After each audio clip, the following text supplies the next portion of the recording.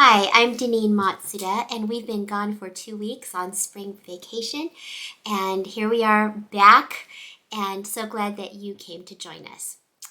Today is going to be a math trick that you can show your students next week, and it takes no prep, and it's something that they will really love to try and experiment with. Do you do reading groups in your classroom? I wonder, how do you do literacy?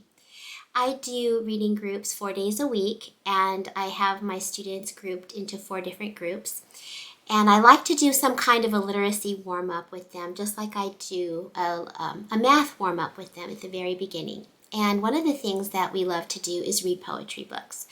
And so I've accumulated, I don't have obviously enough money for a whole class set of something, but I can get a small group set, and that's how I use poetry with my students. And if you don't have the finances to actually buy the books, you can always put them up on a document camera or, break the law and make some copies. But I don't want to advocate that.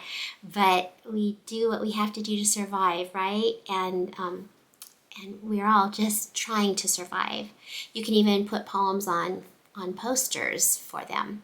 But here's one that I found a couple years ago. It's by Judith Viorst, and it's called What Are You Glad About? What Are You Mad About? And if you recognize the name Judith Viorst, it's because she's the author of wonderful books like Alexander and the Horrible, No Good, Very Bad Day. And her poetry is as delightful as that book series and other works. She's 94 now and still writing. But what I do is when they come to the table, I pass out the books, and they're always so excited, except 2 students in this last week said, 2 boys, because I have the students, I say pick a poem and then we read it. And if it's in paragraphs, we each take a paragraph. If it's one long poem, we'll each take 2 lines. And we're really practicing our oral reading, our expression, our voice inflections. And 2 different boys in 2 different groups said, "Oh, we already read this poem." And I said, no. Poetry is meant to be reread and reread. And they both kind of bucked me on that. And I said, "Do you watch the same show over again? Do we sing the same songs over again?" There's so much to teach these little minds. But they eventually realized that, yes, we need to revisit these poems. But one of the students chose Arithmetrick this week, and I would like to read it for you, and it's an interactive poem, so I'd like you to pick a number. Grab a pencil, pause if you need to. Grab a pencil and pause and a piece of paper so that you can follow along. Here we go. The lesson. Pick a number, shh, don't tell. Add 6. Add 5, add 9. Take away 2, take away 4, add 8. Now you're doing fine. Now take away the number that you started with and then divide by 2, take away 1. I bet you're left with 10. It works. The follow-up poem says, the homework. How did I do that? Figure it out. Then ask a friend to pick a number. Shh. Now you can play your own arithmetric. One of my students immediately, he said, he can be a little argumentative with me. He said, it doesn't work. And I said, if it doesn't work, it's because there's a mistake somewhere. No, it doesn't work. And I said, let's try it again. And I started, and what's the first line is pick a number. And he said, oh, I didn't read that part. I didn't pick a number. So hopefully we practiced the lesson of read the directions.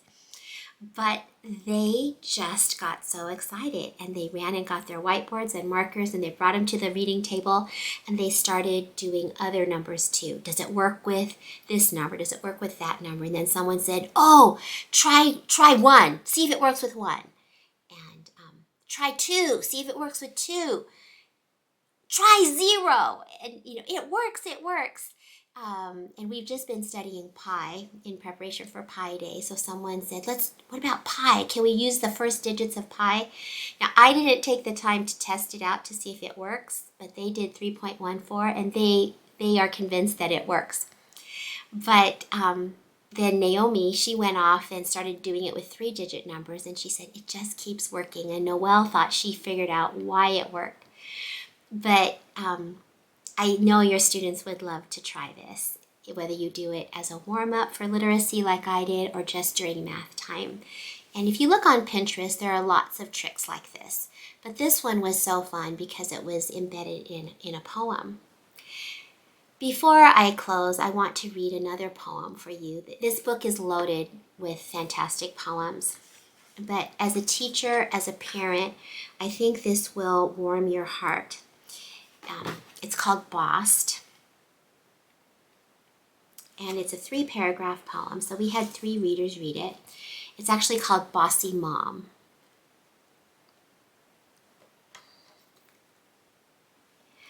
Bossy Mom.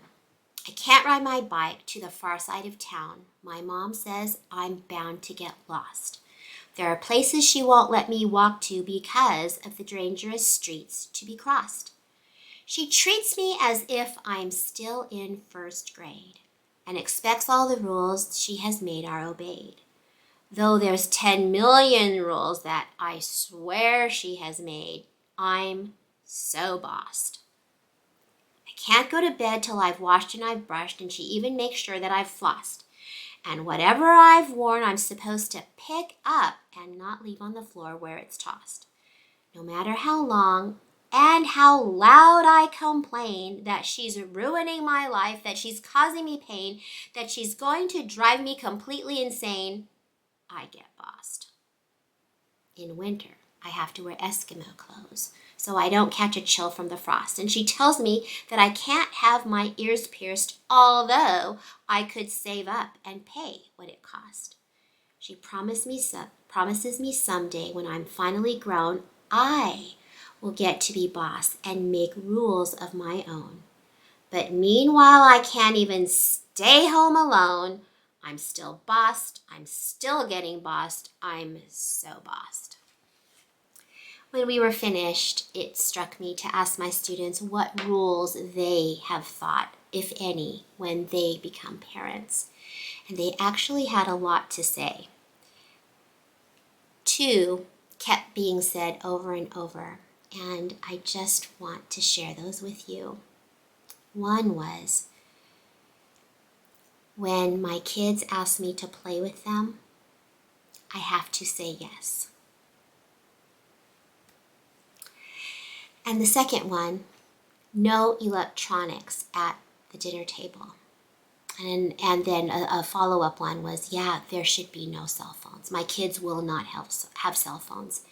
These are my 4th graders saying these things. And you know that they're all probably partially addicted to video games, technology.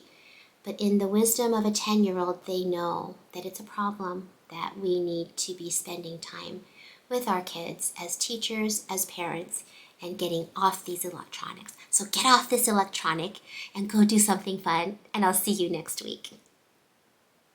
I'm Janine Matsuda. Thanks so much for watching, and don't forget to like and subscribe!